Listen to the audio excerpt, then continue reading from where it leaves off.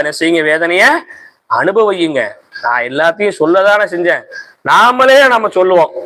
உங்களுக்குள்ள நீங்க தோழிமாறு இருக்கிறீங்க, ஒரு பிள்ளைகிட்ட சொல்றீங்க, இப்படி இருக்காத, இது வந்து நல்லா இல்ல, நீ இந்த மாதிரி பண்றதுலாம் முறை இல்லாம இருக்கு, நாளைக்கு ஏதாவது பிரச்சனைன்னு வந்துட்டா உனக்கு தான் கஷ்டம் அப்படின்னு சொல்றேன்னு வைங்களேன். ஆனா அந்த பிள்ளை என்ன செய்யலாத, கேட்கல.